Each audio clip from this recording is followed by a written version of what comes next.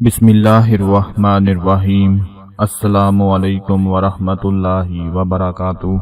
आज मैं अपने तमाम देखने और सुनने वाले भाइयों और बहनों को सोमवार के दिन का यानी मंडे के दिन का एक बहुत ही प्यारा अमल बताने जा रहा हूँ। इस अमल को अगर आप लोग पढ़ लेते हैं तो यकीन जानिए तो अल्लाह पाक आपको इतनी दौलत से नवाज देंगे, पूरे हफ्ते में आपके पास इतना रिस्क आ जाएगा, इतनी दौलत आ जाएगी, इतना पैसा आ जाएगा कि चैलेंज करता हूँ आप कभी भी संभाल नहीं सकोगे। पहले अगर आप हफ्ते का 10,000 कमाते हैं तो ये अमल आपको 10 की बजाय 1 लाख तक भी लेकर जा सकता है।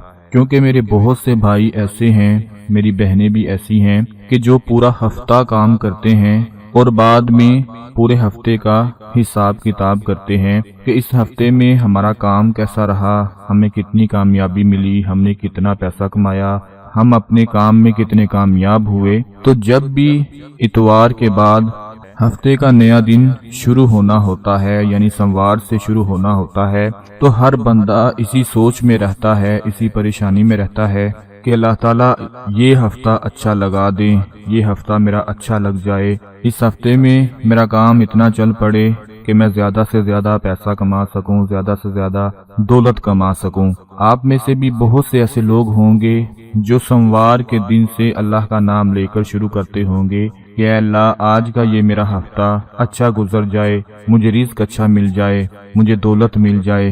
क्योंकि जो दिहाड़ीदार लोग होते हैं वो भी इसी कोशिश में होते हैं कि हफ्ता अच्छा लग जाए, और जो कारोबारी लोग होते हैं वो भी इसी कोशिश में होते हैं कि हफ्ता अच्छा लग जाए।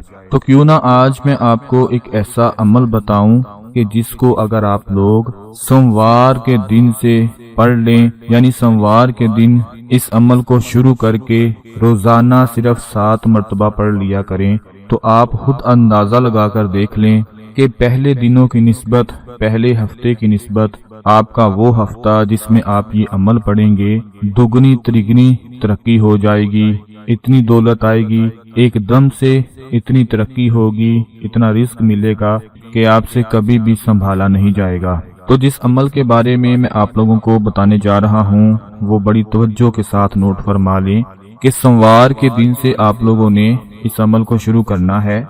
7 मरतबा सोमवार के दिन पढ़ना है, फिर मंगल के दिन, फिर बुध के दिन, यानी पूरा हफ्ता आप लोगों ने रोजाना 7 मरतबा पढ़ना है और सोमवार के दिन से शुरू करना है। ये इस अमल में आप लोगों ने क्या पढ़ना है कि अव्वलो आखिर दुरूद शरीफ के साथ आप लोगों ने पढ़ना है सुबहान अल्लाहि ला इलाहा इल्लल्लाहु अल्हम्दुलिल्लाहि, सुबहान अल्लाहि ला इलाहा इल्लल्लाहु अल्हम्दुलिल्लाहि। ये अमल है आप स्क्रीन पर देख रहे हैं। जो मेरे भाई चाहते हैं कि उनका हफ्ता मालो दौलत से भर जाए और इतनी दौलत उनको मिल जाए कि वो खुश हो जाएं, तो मेरी उनसे गुजारिश है कि आप लोग ये अमल शुरू कर लें। 7 मरतबा किस तरह से पढ़ना है कि पहले नंबर पर सुबहान अल्लाहि ला इलाहा इल्लल्लाहु अल्हम्दुलिल्लाहि, ये एक दफा हो गया।